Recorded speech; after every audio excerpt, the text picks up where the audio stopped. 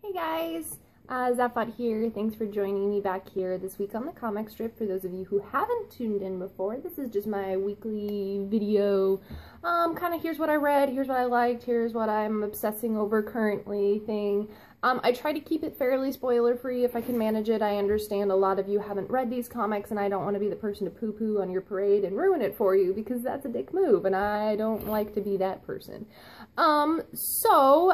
Before we get started, this is my last week working at the comic shop that I've been at for 5.5 years, so it's a little bit emotional for me. I love that place. I love being a part of it, but I am not giving up on comics. I am not giving up on my love of comics. In fact, even more so than ever, my dreams for opening a comic shop are so incredibly there and real. I am now just going to be working over at a job that offers a little bit better pay and like vision and dental, things that, you know, kind of need at this point in my life.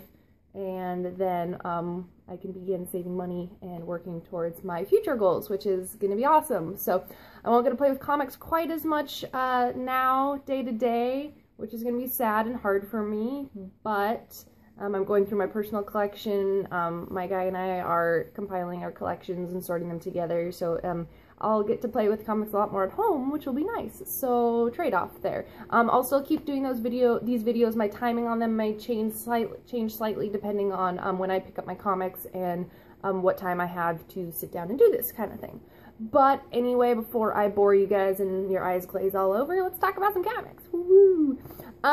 First up, we have Saga number 26. Like I said, don't worry, I'm not going to spoil anything on this. I will say that this is the issue that has the responses to the semi-annual reader questionnaire, and those are always funny, so I would recommend reading that after this issue if you need a pick-me-up, and that is all I will say. Yeah, that's it. Anyway, then we have one I've been excited about for a very long time. This has been on my pull list since July, so I am stoked for it. This is Descender, a comic by two of my very favorite writer-artist combos. This time Jeff Lemire is coming in on the writing, and Dustin Nguyen is going to be doing the beautifully painted artwork. As you see, this is the Jeff Lemire alternate cover. The Dustin Nguyen cover is also gorgeous. I have both of them.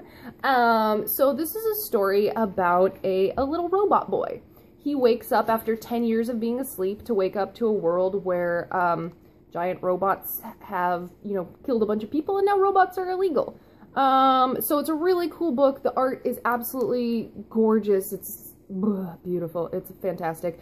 Definitely recommend picking this up. It's really beautiful. I'm really looking to see what they do. These guys never do small stories, so definitely follow them for that. Then we have up a brand shiny new arc of Black Sides. Ooh, I've got a really bad glare. I'm working with it, sorry. So this is the beginning of a new arc, and with this new arc we have a new colorist, Mr. Moreno Dinicio, sorry. And he is an absolutely perfect fit for Matteo Scalero's artwork. I feel bad, but almost is a good thing. If you don't notice that there's a new colorist, it just means that they fit so well with the book. It's perfect for his artwork. I didn't even notice until they said anything besides thinking, wow, this art looks really great right now. So, very cool. In this issue, we find out a little bit what happened to Grant during his gone time, so tune in to read more about that. And one I'm really excited is back. Rat Queens. Yee! So why am I going yee?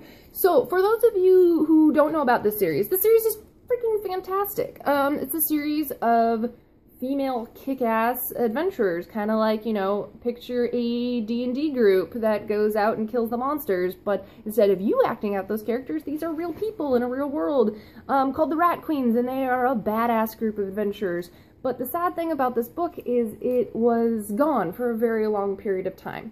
The previous artist, Rock Upchurch, had some stuff happen, domestic issues, and he will no longer be a part of this book. However, that left a beautiful book without an artist. And Curtis Weeb, I guess, found Rock Up Church originally. Well, he wanted an artist who could draw awesome, real female characters, which you get a lot of people who over-sexualize, over-boob, you know, twist in weird dimensions, and don't quite get how to draw cool, kick-ass women. I've been trying to figure out how to pronounce his name. The closest I've gotten so far is Steven Šež. I have no idea if I'm right. It's Stejevan Sejic, if you spell it out there. He's from Croatia. He's one of my favorite artists. He is picking up on Rat Queens, and the best thing about him picking up on Rat Queens is he knows how to draw kick-ass female characters. He knows how to draw very expressive women with a lot of personality, and I think he's a perfect fit for this book. There's a lot of action in these pages, really cool. And at the back, there's a preview of a new series from Curtis Weeb and Johnny Christmas called Pisces, so definitely cool. Check that out too. Johnny Christmas is a great artist, so that'll be cool when that comes out. Then we have out number 2 of The Nameless by Morrison and Burnham. This series is so weird, which of course it is, because it's from Morrison and Burnham. What would you expect? So Nameless has reached the lunar base where all these occult happenings are. There's an asteroid with a strange symbol on it, and there's some crazy, like, cross-level stuff happening in here. Some really strange things are happening in the story, really twisted, a lot of occult strangeness, possibly angels and demons kind of thing. Definitely worth checking out, very strange, but oh, it's really cool, really gorgeous, really grody and gruesome at points, so. Then we have up another great series, Lady Killer. We're up to number 3 for this now. I'm really enjoying this book. Joelle Jones and Jamie Rich are doing a great job writing this book, and Joelle Jones's art is just so animated. And by animated, I really mean like Disney animated. It reminds me of, I could see this panel by panel going through, and a lot of times she draws in a way that is very animatedly cinematic, where she has like really cool car sequences and stuff, and you can really see the movement in her art, which I really dig and I really appreciate. So if you love great art and you are intrigued by the idea of a housewife slash assassin, this is a very cool book worth checking out. Oh, so here's another number 1 out this week, which is so ridiculous. I can't even begin to talk. It's delightful. I would like to introduce to you guys Big Man Plans by the one and only Eric Powell, written with Tim Weish? No idea how to say that. I'm terrible at names. Okay, so this is Big Man Plans, about a man who is not quite so big, but he has put up with a lot of crap. He has led a very hard, very rough life, and when he gets a mysterious letter in the mail, he snaps and goes like murder crazy kind of thing. It's really crazy, really gruesome. It's kind of twisted, so if that's not your thing, maybe not for you, but it's really great.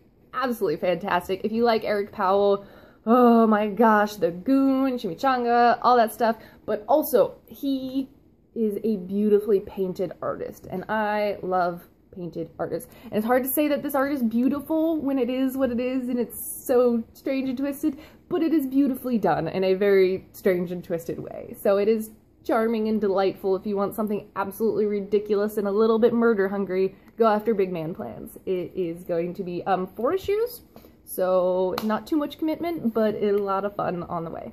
Last up of my reads this week, new Hawkeye from Jeff Lemire. Continuing with the same artist on the previous run of Hawkeye, which totally throws me off because there are these absolutely beautiful painted flashback sequences, and then the Hawkeye art that we come to associate with, and sometimes they're on the same panel together, and it's this beautiful juxtaposition of artwork, and it's the same artist who does both of them, which is really cool, and it's nice to see the flexibility there of his artwork. Cool. I have not really read a lot of Hawkeye other than a little tidbit of the Fraction run. Beautifully painted. I like the team dynamic between Clint and Kate Bishop there, so I'm interested to see what they bring next to the table there. And I haven't read it yet, but I am looking forward to the Hack/Nailbiter crossover. I've never read any Hack/, but I love me some Nailbiter and love me some Joshua Williamson. So we'll see what this is about soon. Anyway, that's it for me here this week. A lot of cool new stuff out, a lot of good trades out this week to check out. And most excitedly, coming up in just about 3 weeks is Emerald City Comic-Con. I'm so excited.